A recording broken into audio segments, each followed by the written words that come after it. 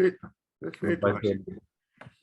A ideia hoje aqui é a gente fazer uma reunião de aprendizado aqui para todos nós, para o teu conhecimento. Nós já estamos com 20 pessoas na sala, estamos 2 minutinhos depois das 14 horas.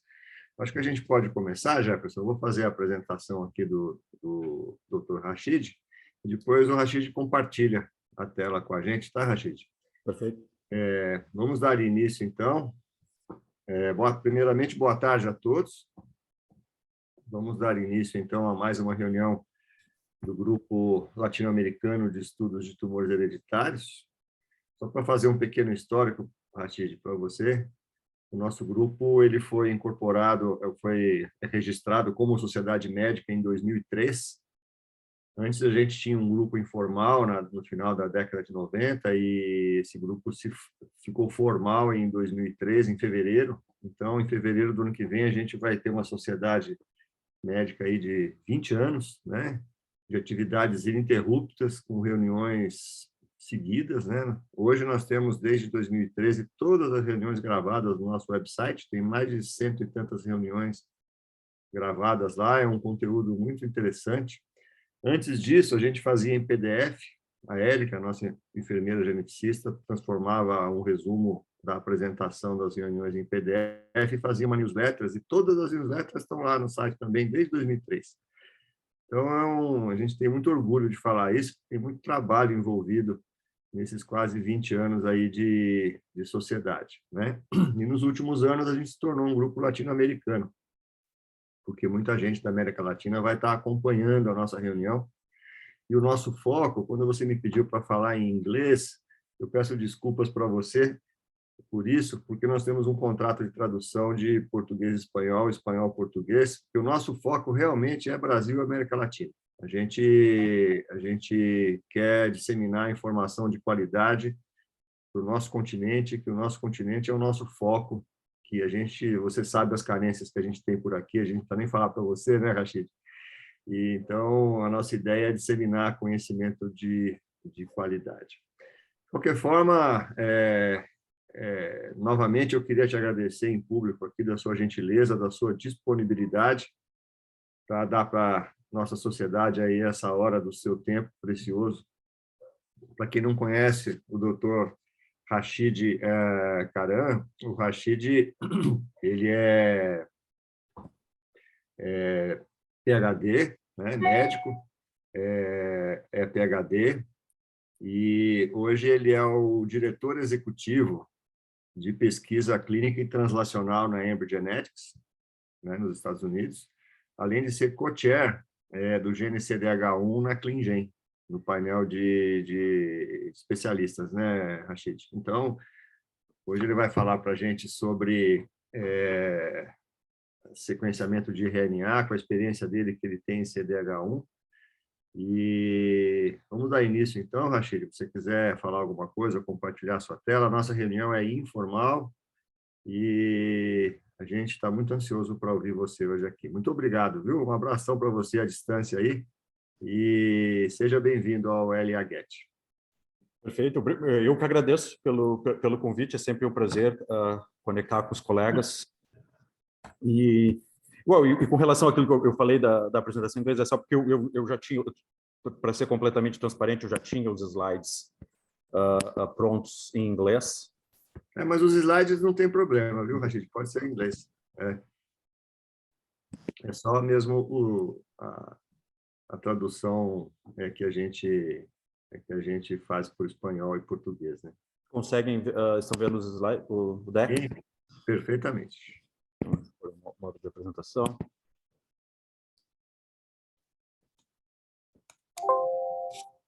Sim, então quando eu estava falando com o Benedito, não é, obviamente o foco de vocês com câncer hereditário e também o foco acadêmico, não é? Então eu acho que seria interessante para a gente discutir especificamente. Eu acho que é um gene que todos aqueles que já trabalharam com CDH1 sabem o que é um gene muito difícil, não é? Porque no momento que a gente detecta uma variante patogênica, por exemplo, num paciente com CDH1, o manejo clínico desses pacientes é muito complexo, não é? a gente vai ter oportunidade de discutir mais os tumores difuso, gástrico difuso e o lobular de mama, não é? As medidas preventivas e então a detecção dos indivíduos que têm as variantes nesse gene é muito importante para que a gente possa implementar a tempo as medidas que vão prevenir que os pacientes desenvolvam tumores que são muito agressivos e letais, como o tumor gástrico do tipo difuso. E aí eu vou focar um pouco no fim, mas então eu vou fazer uma revisão do que da informação sobre o CDH1. Como o Benedito falou, eu sou o co-chair do CleanGen, que é um grupo do NIH, parte da iniciativa do NIH para optimizar a classificação de variantes em todos os genes que são testados, não é clinicamente, mas eu especificamente eu trabalho com o CDH1, não é, que foi um gene que eu na realidade comecei a trabalhar quando ainda estava no Brasil como estudante de medicina na Federal da Santa Casa, em Porto Alegre. Então, o objetivo hoje é para a gente revisar a literatura do CDH1, há muita literatura nova, especificamente para a gente entender melhor os riscos associados em desenvolver os tumores gástricos e de mama, não é? Não é? Então, eu vou fazer um sumário dessa literatura, e aí depois, basicamente, para pessoas que são envolvidas com a interpretação dos dados genéticos, não é? Então, as recomendações do CleanGen para o CDH1, e aí vamos acabar, então, ilustrando alguns casos clínicos também, foi inspirado pela apresentação do Pablo na semana passada também, então vamos terminar com uns casos clínicos interessantes, onde o RNA, o sequenciamento de RNA foi muito importante para a gente detectar essas variantes. Então, antigamente, eu digo antigamente, até mesmo muito recentemente, o gene CDH1, se a gente olhar na literatura, não é? Ele ainda é descrito como causando HDGC, Hereditary Diffuse Gastric Cancer. E o problema que nós, os especialistas, temos com esse nome especificamente era que não havia menção alguma ao câncer lobular de mama, que é, na realidade, o fenótipo mais frequente que a gente observa nos pacientes com mutações no gene CDH1. Então, recentemente, o CleanGen, junto com o Mondo, que é o grupo no NIH que dá os nomes para síndromes especificamente, nós reunimos, e esse é o novo nome da síndrome, DGLBC, não é? Então, em inglês, CDH1-Related Diffuse Gastric and Lobular Breast Cancer Syndrome. Não é um nome simples, tinham outras alternativas, mas enfim, eles geralmente, a recomendação é que a gente seja o mais específico possível no nome, e especificamente aqui, o que nós gostaríamos de destacar é o papel do CDH1 no gene, como predisposição do câncer de mama lobular. Então, só uma revisão básica do CDH1. O CDH1 não é... semana passada nós falamos do TP53, não, eu acho que não é tão complexo quanto o P53 molecularmente. Não é? Ele funciona como uma proteína de adesão transmembrana, né? Então ele tem um componente citoplasmático ou intracelular que se conecta com o citoesqueleto da célula no citoplasma, e depois tem um domain que é que atravessa a membrana, o transmembrane domain, e aí depois temos o extracellular domain, não é? Que é o que faz o extracellular domain de uma ecaderina. Não é? O CDH1, ele codifica a proteína ecaderina, que não é que a ecaderina de uma proteína, de uma célula vai interagir com a ecaderina de outra célula, e na realidade a ecaderina funciona como um cimento, basicamente,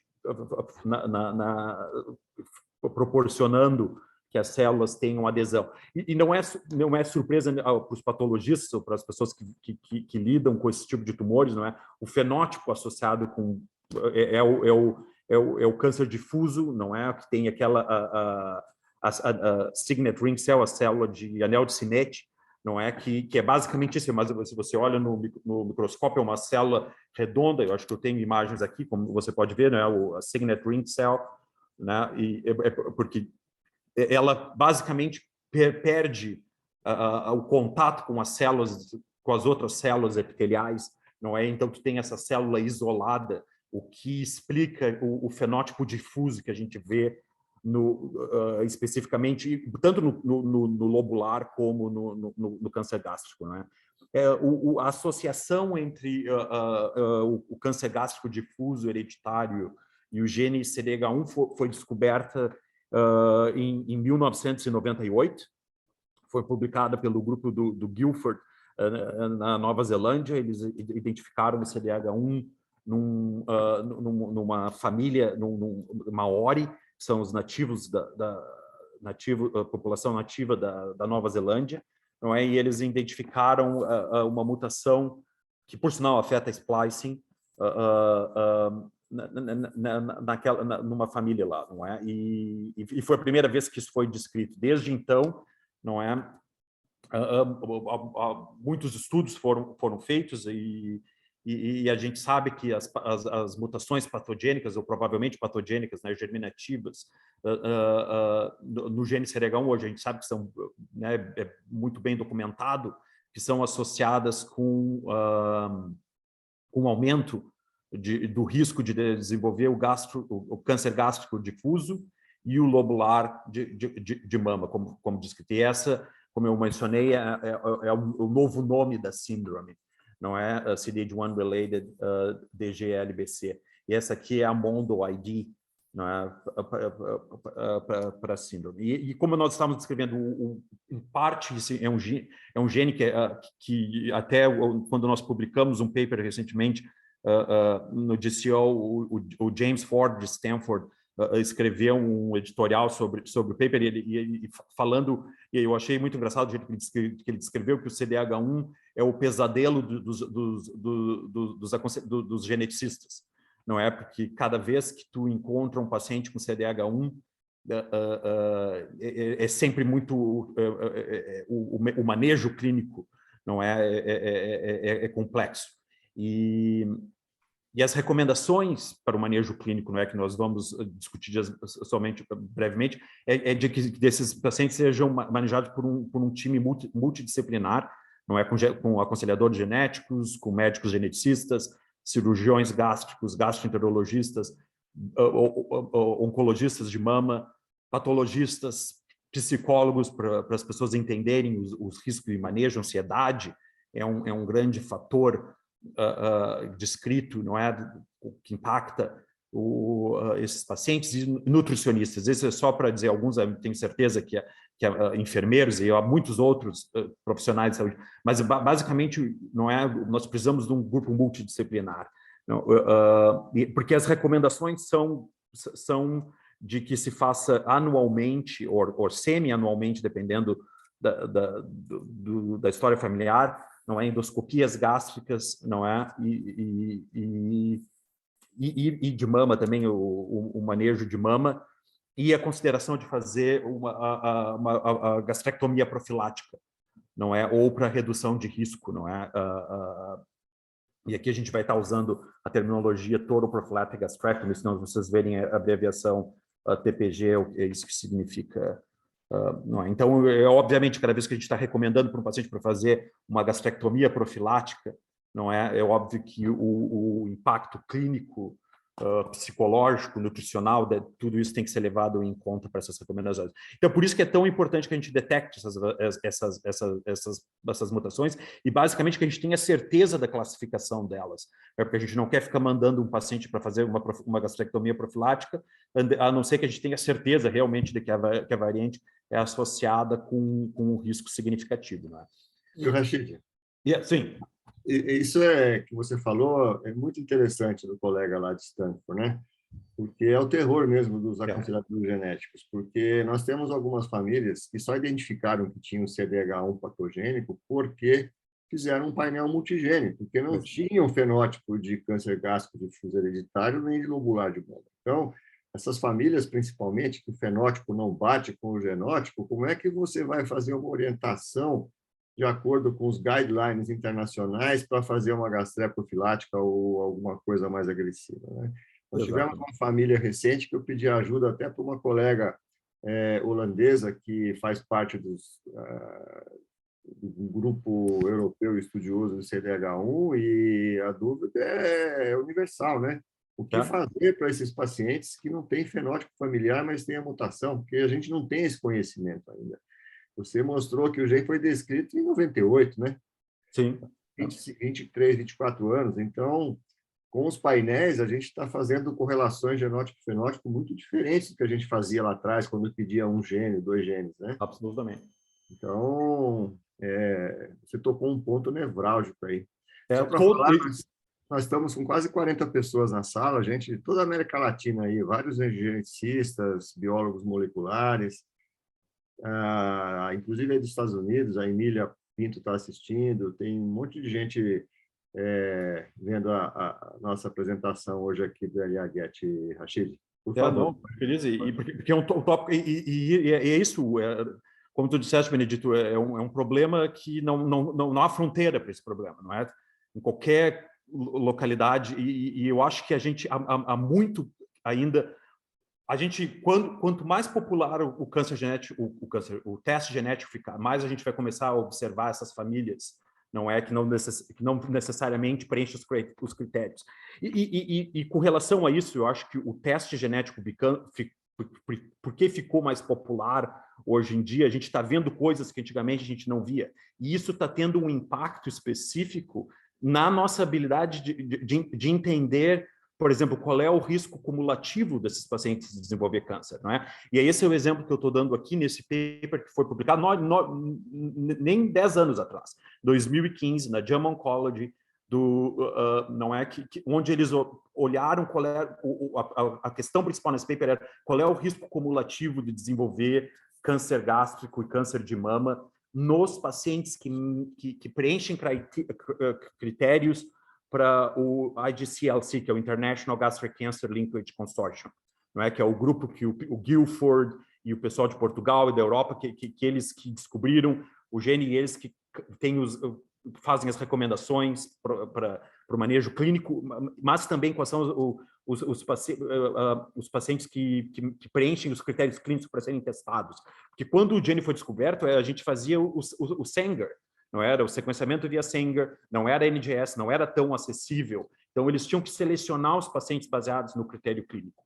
O problema disso é que gerou um bias, quer dizer que a gente só estava testando as pessoas que tinham uma história familiar super dramática, não é? Com câncer precoce, difuso, câncer de mama, com casos bem documentados. Então, a coorte deles, o que eles estavam vendo na coorte deles era que o risco cumulativo para câncer gástrico era de 70% em homens, não é? De 56% em mulheres, não é? E em mama para mulheres lobular 42%.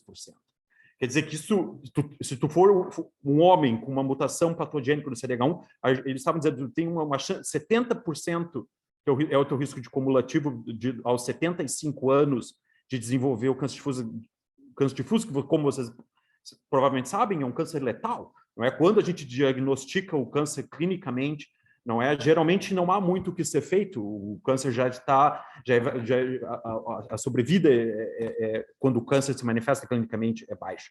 Não é? Então, esses são os dados do IGCLC, não é, de 2015, que há o bias aqui, que eles só selecionaram pessoas que preencheram critérios clínicos para critérios clínicos, não é? Então, quando a gente começou a olhar isso, então essa aqui foi uma publicação que a gente publicou com nós da Embry, com o grupo de Yale, não é? Onde nós olhamos na nossa coorte aqui. Então, a gente não usou ninguém, não usamos os critérios da IGCLC, a gente só olhou para todo mundo que foi testado aqui na Embry, qual era o risco cumulativo para câncer gástrico, câncer de mama. E vocês podem ver, comparado com o que foi descrito, a gente, como não tem o bias, a gente começou a observar que os números não eram tão altos, ainda altos, não é? Mas só que nós agora estamos falando, ao invés de 70%, o risco cumulativo de 37%. Não é? Para mulheres, ao invés de 56%, nós estamos falando de 25%. Não é? E o câncer de mama, por que nós estávamos tão... Por que nós queremos aumentar a noção de que CDH1 é associado com câncer de mama? Porque, na realidade, pelo menos na coorte aqui da Embry, que é basicamente uma coorte dos Estados Unidos, não é? A gente vê mais pessoas com câncer de mama do que a gente vê com câncer de estômago. Na realidade, eu não sei se eu adicionei, não adicionei os dados aqui, eu acho, mas se eu lembro corretamente, 36% das nossas famílias com mutações CDH1 tem só o fenótipo de mama, e os outros 36% têm fenótipo misto de mama e estômago, e só uma minoria se apresenta com fenótipo de estômago apenas, não é? Então, é aquilo, a gente, não é o câncer gástrico, obviamente letal, mas o câncer lobular de mama parece ser o fenótipo mais frequente. Então, esses foram os dados que nós publicamos em 2019, com o grupo de Yale, com os nossos dados, não é? E aí também houve outra publicação com o grupo da Megan Roberts, isso aqui, obviamente, é um typo, era 2019. Basicamente, os dois papers, o nosso com o da coorte da GeneDx, foi publicado ao mesmo tempo, onde a gente está vendo riscos muito parecidos, não é? E a gente acredita que, pelo menos para a população que está sendo submetida para painéis genéticos, esses riscos são mais corretos, não é? Então, aqui o câncer gástrico, aproximadamente 40%, nos homens, nas mulheres, 25%, 33%, e a gente vê para o câncer de mama, esse é o que foi mais certeiro, e de repente, porque os critérios da ADLC, eles não levam muito em consideração o câncer lobular de mama, não é? Então, para o câncer de mama, os riscos do câncer de mama parece que são mais próximos do que aqueles que foram publicados originalmente. Mas é claro, isso aqui para os geneticistas médicos que fazem aconselhamento genético, e isso são números muito importantes, não é?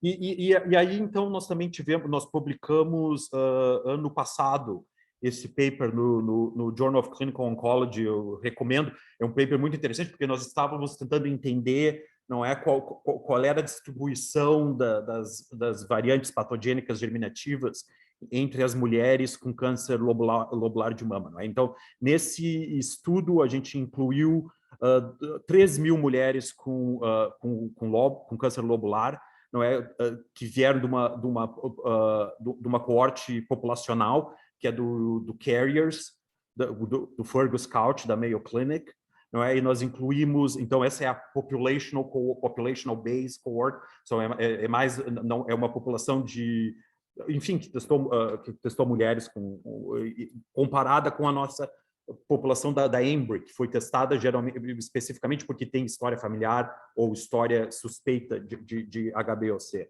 Não é? Então, de 3.796 mulheres com câncer lobular que foram testadas aqui na Embry. Então, usando esses dados, a gente viu que a frequência de variantes patogênicas, não é, nos cânceres que predispõem, nos genes que predispõem ao câncer de mama, foi de 6,5% na coorte da Embry e 5,2% na coorte do Carriers. E os dois genes que foram associados com o câncer lobular foram mais associados, não é? Foi o CDH1 e o BRCA2, não é? Foram associados com um high risk de lobular cancer, com um odds ratio superior a 4, não é? E os outros genes que nós vemos associação é o CHEK2, o ATM e o PALB2, não é? Com variantes patogênicas que são associadas com um risco moderado, com uma odds ratio entre 2 e 4. E aqui vocês podem ver os dados, é claro, o CDH1 se destaca, não é?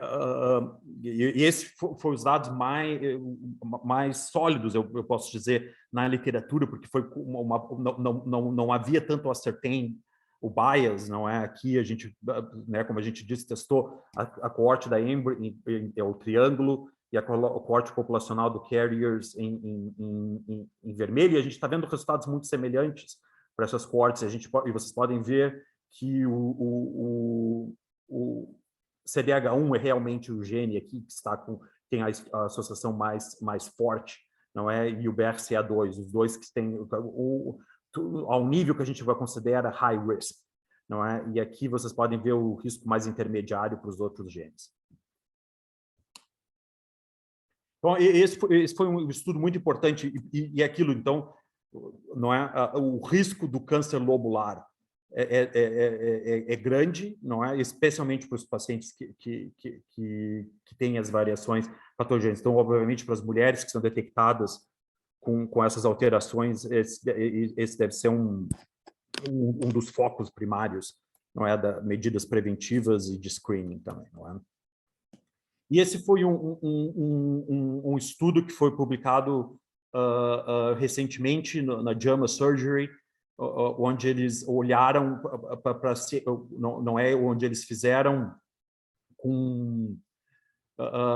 olharam no registry do National Cancer Institute aqui dos Estados Unidos, do NCI, não é, para todos os pacientes que tem o Jeremy Davis, é um cirurgião do NCI que trabalha muito fazendo gastrectomias profiláticas nos pacientes com as mutações patogênicas nesses genes, não é? Então aqui vocês estão vendo os dados do NCI para as pessoas que têm mutações patogênicas e provavelmente patogênicas no gene CDH1.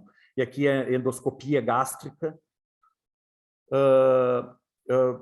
não é overall de todos, e os pacientes com a total prophylactic gastrectomy, a gastrectomia profilática total, não é especificamente. Vocês podem ver que nessa coorte, especificamente, os pacientes que têm as variantes, não é, eles identificaram focos de câncer gástrico difuso em 38% dos pacientes que fizeram, que estavam submetendo a endoscopia, e em 91% dos pacientes que fizeram gastrectomia profilática. Não é?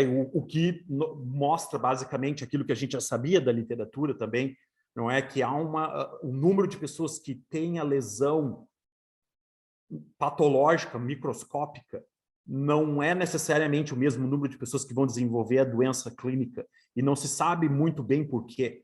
Não é? Porque a realidade é que cada vez que a gente faz uma gastrectomia profilática, quando os patologistas olham o estômago, eles identificam lesões, não é? E a gente sabe, baseado no risco cumulativo, que não são todos esses indivíduos que vão ter manifestar uma doença clínica. Essa é uma das grandes interrogações clínicas que a gente tem atualmente não é, no CDH1. Mas é um dado que justifica a recomendação de fazer gastrectomia profilática nesses indivíduos, não é? Porque a gente identifica os focos nesses pacientes. Não é? E aqui só para aqueles que não necessariamente têm experiência clínica com esse gene, o desafio não é da endoscopia especificamente, por que a gente não detecta coisas com endoscopia que a gente detecta, e aqui vocês podem ver, isso é uma foto mesmo de um estômago, que é muito para os patologistas. Quando eu fiz o meu doutorado em Portugal, com o grupo da Fátima Carneiro, na Universidade do Porto, e a Fátima Carneiro é uma patologista gástrica, não é, de renome internacional, e ela que começou esses estudos, e ela que desenvolveu o protocolo para análise patológica. Basicamente, você remove uma gastrectomia total e você abre o estômago quase como um livro, não é? E aí você tem que analisar todo o estômago. Então, é muito trabalho para os patologistas, e você pode entender por quê, porque os focos não estão nem concentrados numa região. A gente, nessa espécimen aqui que está sendo descrito, a gente vê focos espalhados pela mucosa gástrica. Então, nem há um sítio específico onde a gente poderia... Então, realmente, a gastrectomia tem que ser total, e a análise do patologista também tem que incluir a grande maioria do estômago, ou ao mínimo até que ele detecte algum foco, não é? E baseado nos dados do do NCI, que são os dados mais recentes, confirmam aquilo que a Fátima publicou e outros publicaram no passado, que quase 90%, né, um grande número desses pacientes tem a lesão microscópica identificada, não é? Então, essa é a revisão clínica. Nós estamos já 30 minutos, não sei se querem fazer alguma discussão da parte clínica. O que eu vou falar agora, a partir daqui, é um pouco mais molecular, especificamente importante para a parte da interpretação dos dados genéticos, não é? Rachid, eu acho que excelente o resumo da parte clínica. Eu acho que a grande pergunta que fica, que inclusive a Simone fez no chat aqui, né, é o desafio de indicar uma gastrectomia total profilática para famílias sem fenótipo, né, com mutações patogênicas e um fenótipo não típico. Então, essa é a pergunta. Até falei para ela, é a pergunta de $1 milhão, né? A gente não tem essa resposta. Na verdade, tem que se discutir muito bem com o paciente, tomar uma decisão compartilhada de custo e benefício, porque você mostrou muito bem, né? Quando você fazia os testes com o bias de diagnóstico de critérios clínicos restritos, você tinha um índice de positividade lá em cima de mutação. Hoje, você afrouxou muito o critério para pedir os painéis e muitas vezes você nem desconfiava que era o CDH1 e veio o CDH1, né? Então, você mostrou que as porcentagens caíram para metade, pelo menos, né? De 70 e tantos para 35 e de 50 e tantos para 25, né? Do risco então, cumulativo, né? De desenvolver o que faz a vida dos aconselhadores genéticos mais complicada, não é uma coisa, não é tu recomendar de identificar uma variante, de ter que dizer para o paciente, olha, o teu risco de desenvolver ao longo da tua vida câncer gástrico, se tu é um homem, é de 35%, não é, mas é um câncer letal. Então, não, sem dúvida. Acho que esse foi o ponto alto da sua apresentação clínica, que é uma dúvida que todos nós temos, né? Acho que a gente pode entrar na parte molecular, Rachid. Nós temos aí 30 minutos pela frente, dá para a gente falar bastante coisa aí. Vamos em frente. Perfeito. Então, então a parte molecular aqui, especificamente o ClinGen, não é, que é o grupo que essa publicação está descrevendo aqui, basicamente é o grupo que cria as recomendações para como que a gente deve fazer a interpretação dos dados genéticos, não é? E eu sou o co-chair junto com a Intan Schroeder do British do BC Cancer em Vancouver, mas vocês podem ver, é um grupo multidisciplinar, não é, com especialistas da Holanda, de Portugal, a Carla Oliveira, a Fátima Carneiro, aqui dos Estados Unidos, não é, a Megan Roberts, que era do outro paper aquele também. A gente trabalha juntos, nós todos trabalhamos juntos para tentar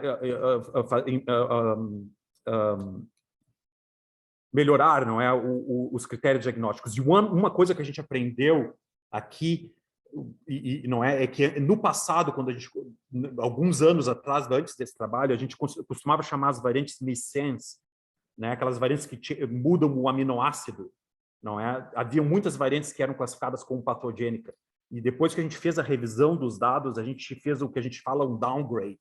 A gente downgrade todas as mutações missense para VUS ou para benignas. Então, vocês podem ver aqui, esse foi um sumário das alterações. A gente vê que tem mutações patogênicas espalhadas por todos os domínios da proteína, mas há algo em comum, e essas que estão no topo aqui, são aquelas variantes que levam à perda de função, o que a gente chama de loss of function. Não é? São aquelas variantes que, por exemplo, truncam a proteína, ou que têm um stop codon prematuro, que vão desestabilizar o RNA da proteína. Nós nem temos a proteína no final das contas. Não é por causa que o RNA é instável. Essas são as variantes clássicas que são associadas com risco. E essas são as variantes que a gente analisou no nosso paper de 2019, com aqueles riscos de 35%. Não é? Que são as variantes que são as nonsense, as frame shift e as displicing, não é? Que destroem a função da proteína, não é? E a gente sabe que hoje em dia que as variantes que só mudam um ou outro aminoácido, elas não são necessárias, a gente não tem evidência suficiente para classificar elas como patogênica, não é? E esse aqui é mais ou menos o sumário dos dados. Havia muita confusão na literatura e por isso que o ClinGen foi uma das prioridades do ClinGen, foi o CDH1, porque havia muita coisa na literatura chamando variantes patogênicas, não é, que os dados dos laboratórios aqui dos Estados Unidos, né, vocês podem ver os dados da Embry, da GeneDx, da Invitae, a gente via essas variantes muito frequentemente nos pacientes, sem nenhum deles preencher critérios clínicos para gástrico câncer difuso ou para N outros tumores associados, não é? Variantes que eram muito comuns para ser patogênicas, não é?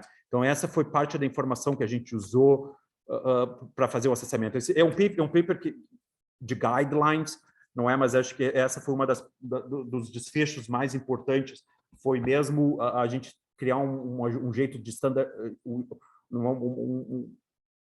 ter um standard para a classificação dessas variantes. Então, todo mundo está na mesma página, que quando a gente estiver olhando, se é um laboratório do Brasil, um laboratório no México, ou um laboratório nos Estados Unidos ou na Europa, todos eles devem usar essa recomendação, esses guidelines para a interpretação dos dados, para que a gente minimize chamar algo patogênico, que na realidade não é. Porque o pior cenário é mandar um paciente para fazer uma intervenção, como uma gastrectomia profilática, e depois a variante acaba sendo reclassificada, não é, para benigna, ou para VUS, não é, para VUS, não é? E parte do nosso, da gente entender por que as variantes que levam à perda de função são as que causam os fenótipos, não é? Esse foi o meu trabalho de doutorado lá já em 2008, tá? Muito tempo atrás. Já aparece em outra vida. Onde a gente demonstrou que essas variantes que têm os stop codons prematuros, não é? O RNA que é produzido por esses alelos é um RNA instável, porque ele é degradado por esse qualidade de controle do RNA que se chama Nonsense Mediated mRNA Decay. Então, a gente nem produz a proteína. Então, se tu tiver uma variante que introduz o stop codon prematuro, o que acontece é que o RNA daquele alelo é instável, porque ele é degradado pelo Nonsense Mediated Decay, pelo NMD, e nem sequer produz uma proteína no final. Não é? Então, tu nem produz uma proteína truncada, realmente o que acontece é a instabilidade do RNA. E isso é hoje uma coisa que a gente sabe que se aplica para todos os genes tumorais, para os genes supressores tumorais. P53 é a mesma coisa, truncations, não é? BRCA1, BRCA2, isso é um conceito que hoje em dia é comum, ao ponto que, quando a gente identifica uma variante nonsense, não é como em qualquer um desses genes supressores tumorais, a gente tem critérios suficientes para chamar essas variantes provavelmente patogênicas. A gente sabe que o mecanismo não é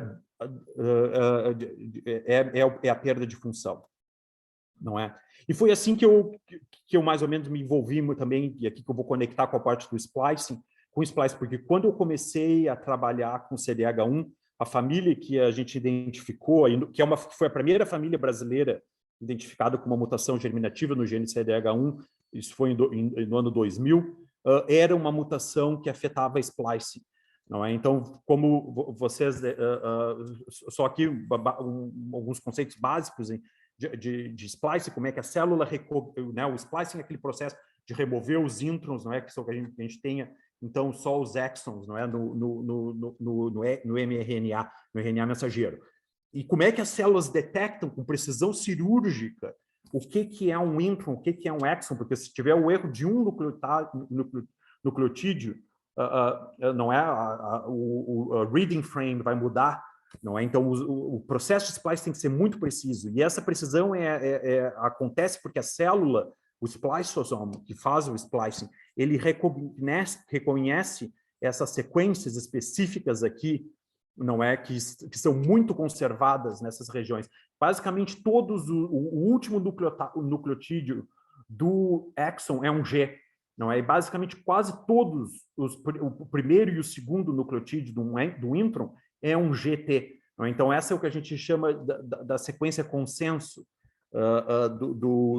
de splice, que é um G, GT, a gente tem uma purina e um GT. É porque o splice olha aquela região e reconhece essa sequência. É assim que ela identifica, olha, aqui que acaba o exon e aqui que começa o intron. E a mesma coisa do outro lado do intron, não é? Que a gente chama do 5' ou do 3', ou do donor or receptor site, no splicing aqui, não é? Então, a gente tem essa região aqui, por exemplo, os dois últimos nucleotídeos do intron são quase sempre um A e um G, não é? E isso é chamado um gráfico logo, e o tamanho da letra significa qual é a frequência que a gente vê aquele nucleotídeo para aquela região específica do gene. Isso aqui vocês veem, não é nem para CDH1, é para qualquer gene. Se vocês olharem, qualquer gene, os introns vão começar com um GT e vão terminar com um AG.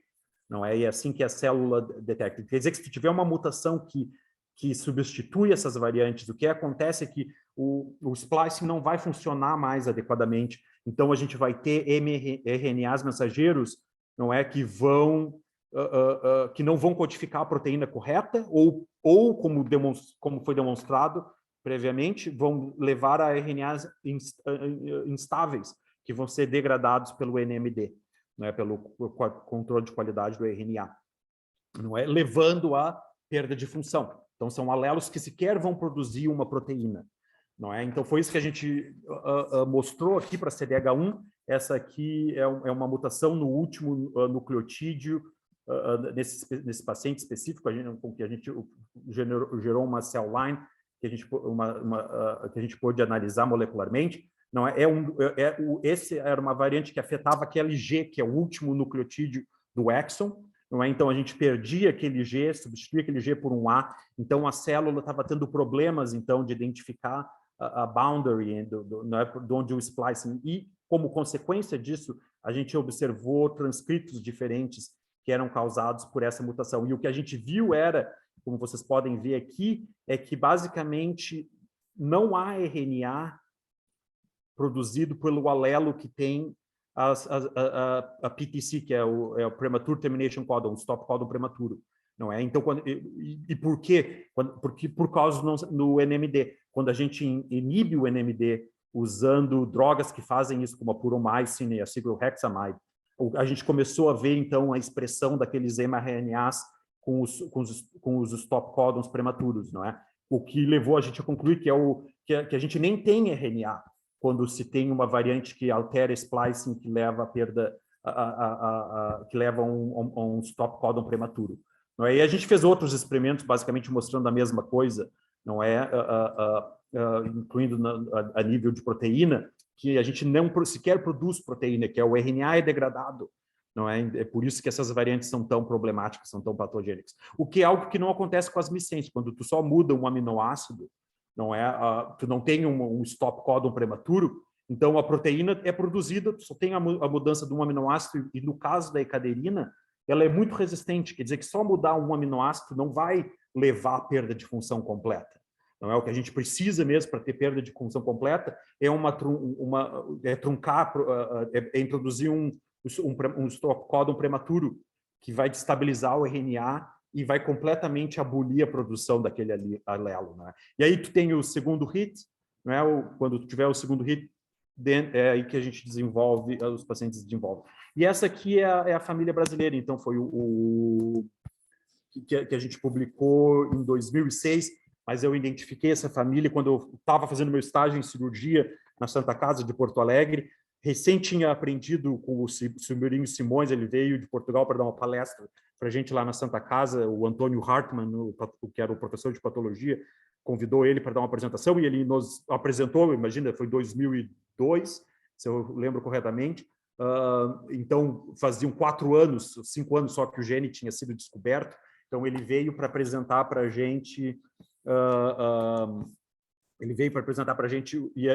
e descreveu o fenótipo, e aí eu me lembro que estava passando pela cirurgia, e aí eu identifiquei essa paciente com 28 anos, não é, com câncer gástrico difuso, e ela já tinha tão avançado que ela já estava caquética quando eu encontrei no leito na Santa Casa, e eu lembro o tumor dela era tão avançado que já era uma linite plástica, basicamente, né? Quando as células de anel de Sennett invadiram completamente o estômago de uma forma tão agressiva que o estômago se transforma numa estrutura rígida, não é? Então, né, com 28 anos, aí eu olhei aquilo e falei, nossa, não pode ser. E comecei a tirar a história familiar deles e vi que a irmã faleceu de câncer gástrico aos 18.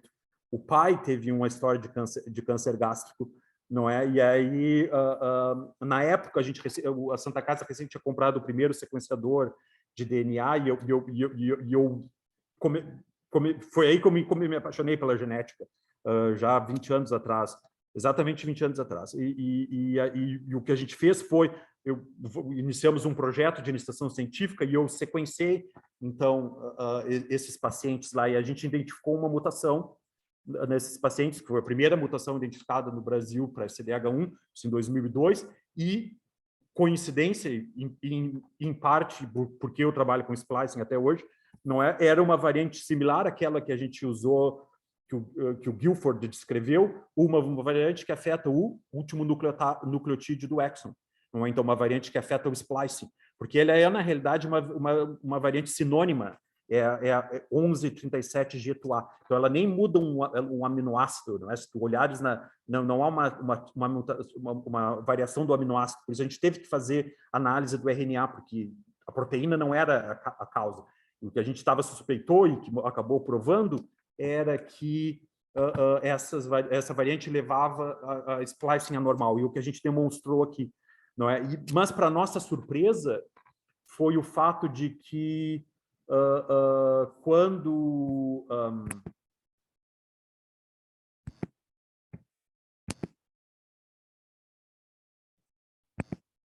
foi o fato de que quando a gente chamou o resto da família para fazer aconselhamento genético e testar eles, foi que a gente identificou que tinham pacientes que tinham o lábio leporino e tinha um dos pacientes que tinham a aplasia cutis, que isso lá na Santa Casa com a geneticista, com a Carla Graziadil, que foi minha professora muito querida e até hoje maneja esses pacientes e tenho contato periódico com ela, não é? Quando a gente chamou eles lá na Santa Casa para fazer o aconselhamento genético, a gente identificou esses pacientes com esses fenótipos e a primeira coisa que veio a ideia foi caderina faz a adesão celular das células epiteliais e a gente está vendo esses pacientes que têm problemas de fechamento epitelial, não é? E a primeira coisa que a gente suspeitou, será que esses pacientes vão testar positivos também?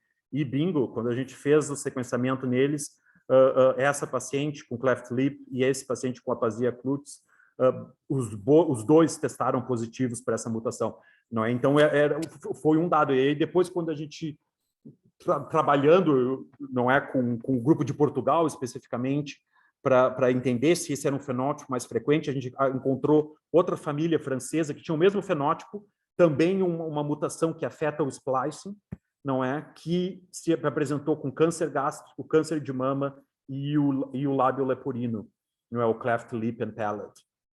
E foi aí que a gente publicou. E desde então há várias famílias mais na literatura. Então esse é outro fenótipo para os clínicos prestarem atenção. É a mama, o estômago, mas também os defeitos de fechamento epitelial, não é especificamente que a gente encontra, não é? Então eles foram incorporados na realidade como parte dos critérios clínicos do International Gastric Cancer Linked Consortium, do AGCLC, não é? Então hoje, se você tiver uma família que tem câncer gástrico ou câncer lobular e tiver cleft lip, cleft palate, o grau de suspeita de que há uma mutação no CDH1 aumenta significativamente, não é? Então, acho que esse foi um trabalho muito legal. Essa foi a primeira família brasileira descrita com uma mutação no gene do CDH1. E aqui, então obviamente, agora para terminar, a gente discutiu, né, especificamente a experiência do CDH1, mas, como eu disse, isso se traduz para todos os genes supressores tumorais, que a perda de função, não é, a loss of function, é o mecanismo de doença, não é? Então, a gente observou. Então, quando eu me juntei à Embry em 2014, a minha proposta era, bom, vamos fazer todas as VUs que a gente não consegue classificar, porque a gente não tem evidência suficiente para provar que que é perda de função, que é loss of function, vamos fazer teste de RNA nesses pacientes para ver se a gente consegue reclassificar essas VUs, não é? Então, vocês podem ver aqui, a gente publicou isso no JAMA Network Open, não é? Que para várias doenças, então, a gente tem para Hereditary Breast and Ovarian Cancer, HBOC, para CDH1 e para Lynch, não é? A gente fez, a gente adicionando dados de RNA, a gente foi capaz de solucionar um grande número das VUs. Né? Vocês podem ver no caso daqui do CDH1, foi de 75% das splicing VUs, foi de 75% para 30% apenas de VUs. Aí vocês viram podem ver aqui que um grande número delas acabou sendo reclassificado como patogênico ou provavelmente patogênico, mas uma boa proporção delas foi classificada como benigna, não é? E a mesma coisa se aplica para outros genes como BRCA1, BRCA2. Aqui a gente foi capaz de reclassificar ainda mais, foi de 90% VUs no final do estudo pós-RNA, apenas 10% permanecendo como VUs, 40% delas acabaram sendo clinically actionable, não é? E aqui para Lynch a gente foi ainda mais, porque a Lynch a gente ainda tem o critério clínico que a gente pode usar, critérios tumorais que a gente pode usar, a gente foi capaz de classificar ainda mais, não é? E aqui é o exemplo específico para o CDH1. E aqui, uma das famílias, a gente descreve famílias para BRCA1, MSH6, CDH1 nesse paper aqui, mas basicamente a mensagem é que quando a gente reclassifica uma variante por causa do RNA, isso tem um impacto clínico, não é? E isso se aplica para qualquer variante que é reclassificada, não é? O impacto clínico se estende muito além do probando. Todos os pacientes que têm a variante agora são elegíveis para medidas de screening e para medidas de prevenção, não é? Então, classificar a variante num paciente se espalha pela família inteira, não é? E foi isso que levou a gente a criar um teste genético, onde a gente faz o DNA e o RNA em paralelo para todo mundo. A gente publicou isso em 2019, não é? Então, se vocês quiserem entender mais como é que o teste funciona, mas basicamente a gente pega duas amostras de sangue dos pacientes, uma é para isolar o DNA, outra para isolar o RNA, e a gente faz DNA e RNA em todo mundo.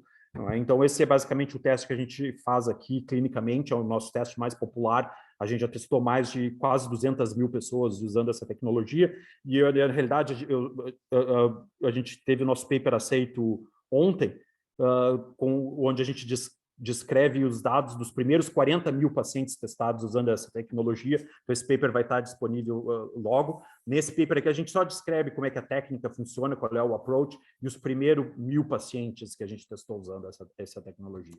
Não é? Mas aqui, então, aqui os dados dos primeiros 43 mil vai estar publicado. Vocês podem ver aqui, isso aqui a gente chama de um gráfico Sankey. O bom do gráfico Sankey é ótimo para mostrar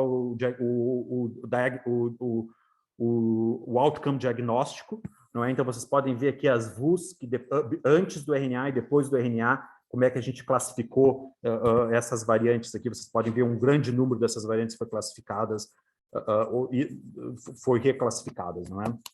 E aqui vocês podem ver o impacto especificamente dessa tecnologia de fazer o painel com o DNA e no RNA. O objetivo principal é reduzir as VUs e aumentar o número de variantes que a gente detecta que são patogênicas, não é? E vocês podem ver aqui em azul é o número de casos que a gente adicionou, porque a gente fez, então,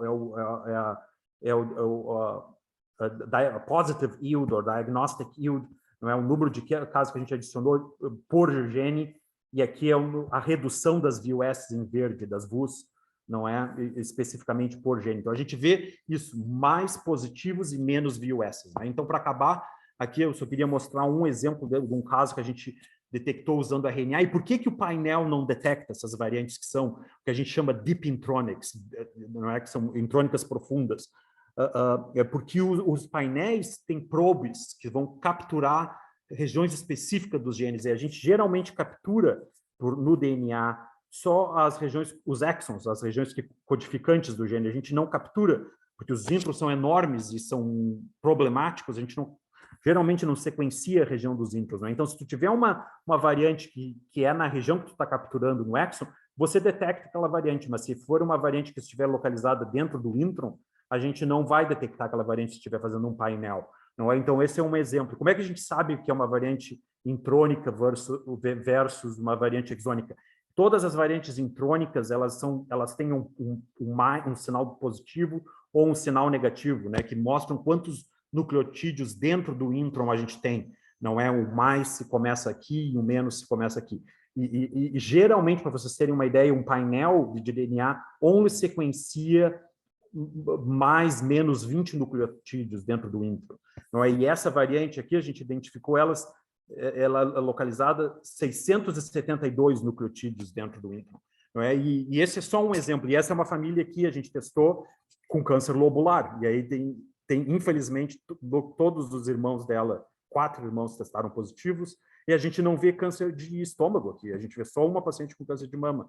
Mas aí essa é uma variante que depois que a gente detectou, ela aparentemente é comum aqui nos Estados Unidos, porque a gente detectou outra família, exatamente com a mesma variante, e aqui a gente vê o probando especificamente tem um melanoma, mas a história familiar tem câncer gástrico, incluindo câncer gástrico diagnosticado aos 40, não é? E também, assim, basicamente o câncer gástrico. Então, a gente já detectou essa variante que não podia detectar antes com o DNA em 2 famílias. E há muitos exemplos. Hoje aqui eu só foquei no CDH1, não é? Quando eu tive a reunião antes que o Benedito estava mencionando com o grupo dele, a gente falou sobre casos no MSH de Lynch. E a gente publicou um paper recentemente com exemplos de Deep Intronics em Lynch, mas a gente está detectando Deep Intronics em todos os genes, basicamente. E a gente sabe hoje, por causa do nosso estudo da coorte dos 43 mil pacientes, que as Deep Intronics são presentes em 1 em cada 1000 pacientes testados. Não é? Então, quer dizer que são variantes que elas representam aproximadamente 1,3% das variantes patogênicas na nossa coorte. Não é? Então, isso são alterações que a gente não estava detectando antes com DNA, que agora a gente está detectando com RNA, e a nova vantagem do RNA é que a gente já está tendo a evidência que isso resulta num RNA normal que leva à perda de função. Então, a gente pode usar isso para a classificação das variantes também, e por isso que a gente decresce os números das VUs especificamente, não é? Esse é o sumário, basicamente, não é? Então, a gente tem 1 minuto. Se houver alguma pergunta. Obrigado. Excelente. Nós que agradecemos você aí pela excelente apresentação. É impressionante a eficiência para você reclassificar a VUS, né? Ou para benigna ou não. Então, você falou muito bem, né? Isso tem um impacto familiar absurdo, né? Em termos de você tirar a gente daquela dúvida ou colocar alguém que estava na dúvida sobre um screening adequado. Então, são números impressionantes daquela publicação, né, que você mostrou em câncer de mama ovário, Lynch e CDH1, a mudança de análise dessas variantes. Nós temos aqui algumas perguntas, eu vou ler para você. Uma é da Renata Sandoval. Oi, Renata. Renata, sim. Conhece a Renata? Ela está lá no Dana-Farber fazendo um pós-doc. Com a Judy. Ela está perguntando para você sobre o NMD, né? Ela quer saber se essas famílias com mutações que levam stop codon, será que a variabilidade clínica poderia ser associada com a evasão desse mecanismo? Sim, e na realidade, naquele paper que eu mostrei de 2008, e a gente publicou recentemente um paper também mostrando a mutação mais C-terminal do CDH1. Assim, a gente sabe que as mutações no último exon do gene, de qualquer gene, não é? Elas não resultam em NMD. Então, o RNA não é instável a priori. Não é? Então, a gente tem que ter muito cuidado quando a gente está olhando as mutações no último exon do gene. E a gente no caso do CDH1, a gente já descobriu qual é a boundary, qual é o aminoácido, a região onde a gente classifica as variantes como patogênicas ou não patogênicas, especificamente. Mas esse é um bom ponto. Isso se aplica para qualquer gene, não é? As variantes, geralmente, no último exon, a gente tem que ter mais cuidado quando está interpretando essas variantes. Tem outra pergunta aqui da Giovana Torresan. Giovana é PhD, pesquisadora do Hospital do Câncer, da Camargo, aqui em São Paulo. Ela está perguntando também como o NMD impacta na detecção de variantes patogênicas de splice por painéis de captura. E ela pergunta se a alta cobertura é suficiente para detectar transcritos que são degradados por NMD. A gente consegue detectar, e é em parte porque no sangue o NMD não funciona muito bem. Geralmente o NMD funciona melhor no tecido onde ele está ocorrendo, por exemplo, na mucosa gástrica ou na mucosa mamária. Então, se você estivesse fazendo análise do tecido onde acontece, é mais difícil de detectar essas variantes do que no sangue. No sangue a gente consegue detectar esses RNAs anormais, porque geralmente o NMD não é muito eficiente no sangue, especificamente. A pergunta para você também, se você se lembra, por acaso, da variante E757E do CDH1, porque ela é classificada como VUS, mas tem várias publicações, inclusive da Fátima, da Joana Figueiredo, que fala de correlação genótipo-fenótipo. Ótima pergunta. A gente sabe que essas variantes localizadas naquela região transmembrana, a gente está vendo, então, mesmo nessa área do 755, 756, do 75 a 750 aos 760, aqueles aminoácidos, a gente está vendo fenótipo nesses. Então, o ClinGen está trabalhando, a gente toda reunião que a gente tem, aparentemente essas vão ser as primeiras missões que vão ser reclassificadas como, não sei ainda, a gente ainda está coletando os dados, mas esse exemplo específico, Giovana, tu não está sozinho, a gente vê outras famílias aqui também que tem fenótipo especificamente nessa região do aminoácido 750, 760 na proteína.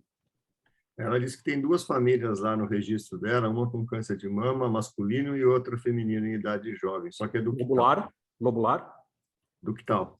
No homem ela não diz qual é, mas a mulher é ductal, em idade jovem. Pois é, ductal é tão comum, não é? 1 em 8 mulheres desenvolvem. E ductal, a gente não vê associação de ductal com CDH1. A gente tem estudos similares àqueles com a Mayo Clinic, com Fergus Couch, que eu mostrei para vocês, do lobular, não é? A gente tem um paper muito parecido, mas olhando em ductal, e a gente não vê associação de ductal com CDH1.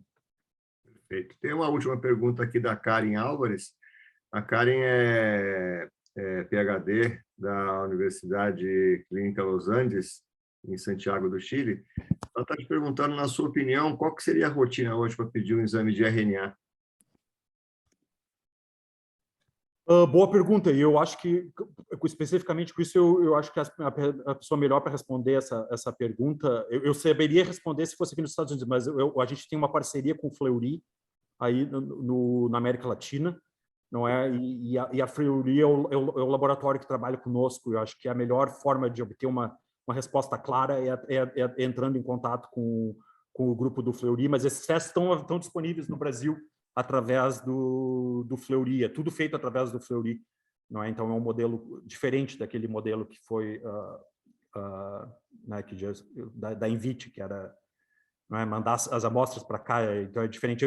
O Fleury é o nosso representante na América Latina e eles podem lhe dar mais informações com relação a como manejar. O que ela pergunta também é aqueles painéis de DNA que são negativos, mas têm um fenótipo muito forte. Esses seriam os casos, na sua opinião, para fazer o painel duplo DNA e RNA? Essa é uma estratégia, exato, eu acho que faz sentido, não é? Se você já teve um teste negativo e o fenótipo há uma probabilidade maior de detectar, no caso, usando nesses pacientes que não é que tem um fenótipo mais agressivo, não é? É isso, Rachid. É que aqui nos Estados Unidos a gente faz para todo mundo, cara. É parte do teste, nosso teste genético standard aqui, mas é um cenário completamente diferente. Essas são as diferenças de um sistema de saúde para o outro. Aqui o teste é pago pelos seguros de saúde privados, não é? Então, geralmente, e é o mesmo custo para o paciente fazer DNA com RNA ou o DNA sozinho. Então, por isso que é um teste tão popular aqui. No Brasil, eu não sei exatamente como é que isso que está funcionando agora, né? Então, são sempre considerações logísticas que a gente tem que levar em consideração, mas o Fleury são os nossos parceiros aí, e eles que poderiam dar mais informações com relação a isso. E você imagina na América Latina, né, Rachid? A gente tem uma discrepância muito grande de acesso, de condições, por isso que a Karen está perguntando, que lá no Chile eles têm ainda uma ilha de excelência onde ela trabalha, que ela dirige o laboratório de biologia molecular lá da universidade, então ainda é uma realidade privilegiada, mas na maioria dos países da América Latina, a gente não tem ainda acesso nenhum aos testes de RNA. Aqui no Brasil mesmo, estamos começando aí os testes de RNA. Eu vou passar a palavra para o Pablo, ver se ele tem alguma pergunta, aí a gente encerra, Rachid. Por favor, Pablo. Bom, primeiro, parabenizar o Dr. Rachid pela apresentação, foi uma excelente aula, né? E sem dúvida, né? Quer dizer, eu acho que o RNA ele vai agregar muito, né, a nossa análise molecular no paciente e na família que tem câncer, né? E o que é muito interessante no CDH1, né, Rachid, é que o CDH1 que produz uma proteína chamada caderina é uma proteína estrutural, né, basicamente, né? E ela é classificada como uma proteína supressora de tumor. Mas se a gente for pegar mesmo qual é a real função dessa proteína, é uma proteína estrutural, né? É uma proteína que serve justamente para realizar a adesão entre as células, né? E tanto conectar o meio externo com o meio interno com o citoesqueleto, né? E ela é considerada também uma proteína supressora de tumor.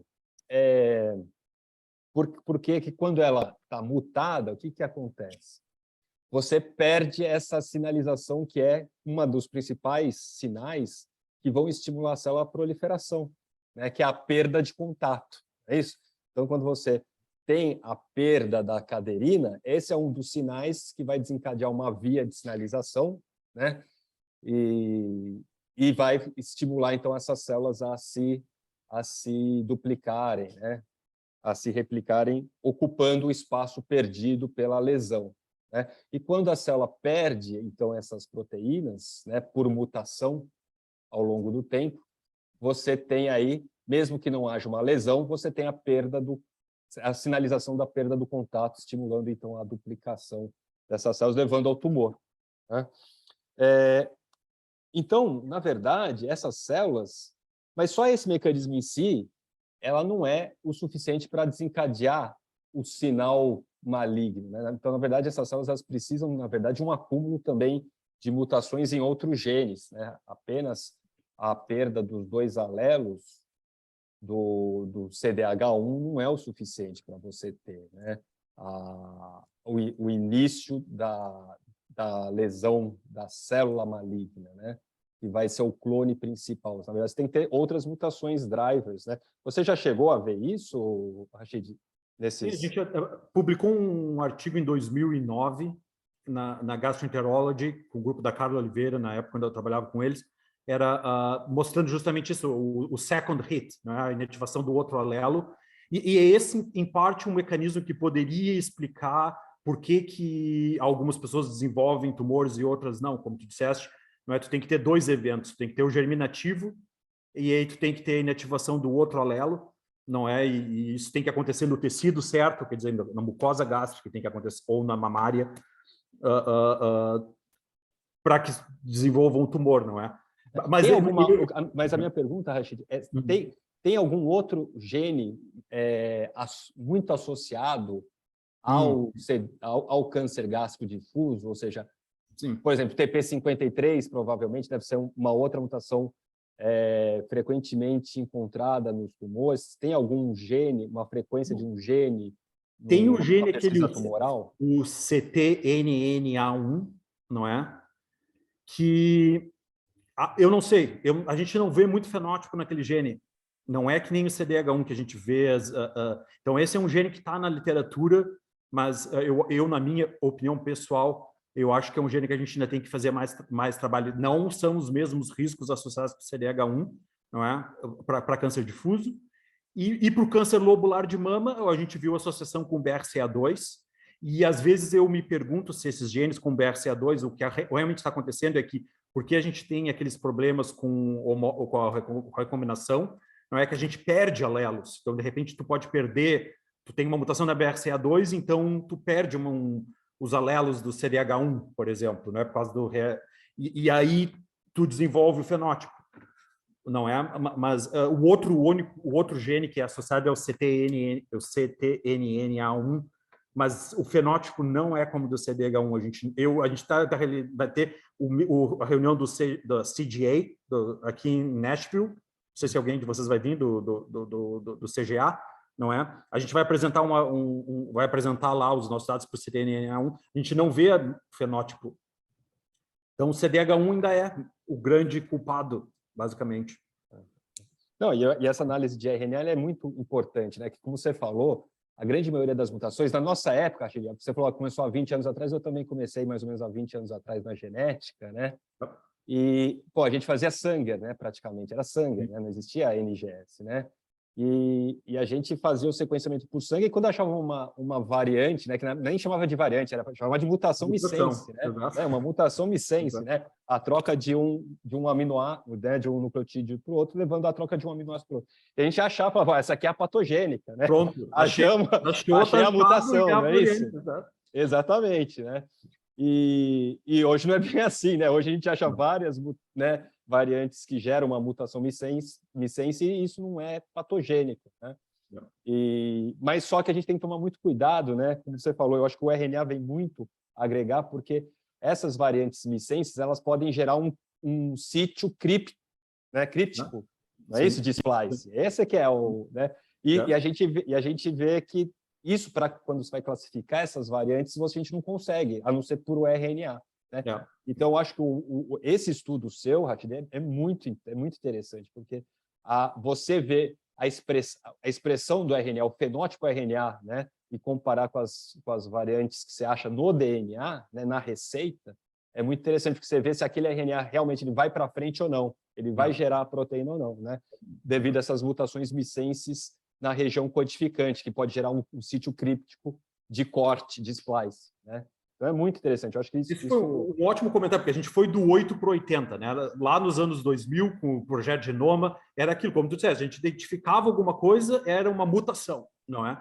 Aí vieram os guidelines, e hoje em dia a gente está sobre a jurisdição da American College of Medical Genetics, do ACMG, não é? Então, eles têm os guidelines de 2015, que foi o oposto, foi de 8 para 80, fizeram tudo mais difícil agora.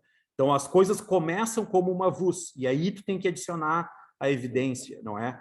E a gente está refinando esses guidelines. E o RNA adiciona uma linha de evidência que ajuda a gente a entender as missenses, ajuda a gente a entender as sinônimos, né, que não mudam o aminoácido, como essa brasileira, com aquela que a gente descreveu, e as intrônicas, porque as intrônicas, sem RNA, a gente não consegue fazer nada com elas. Claro. São VUS, são tudo VUS. Não, isso sendo um sinal de alerta, né? Porque, imagine, como você falou, nos sequenciamentos tradicionais, você pega 10, 20 pares de base, né? No intron, né? Pô, e como você falou, você tem variantes deep, né? Ou seja, lá no meio do intron, que é muito maior do que os exons, né? Quer dizer, então, isso para quem trabalha no dia... A frequência que a gente está detectando 1 em 1000 pacientes testados quer dizer que, por exemplo, se a gente testa 100 mil pacientes, que é o nosso, basicamente, o volume anual, se a gente não estivesse fazendo o RNA, quantos pacientes a gente estaria perdendo lá? Não é?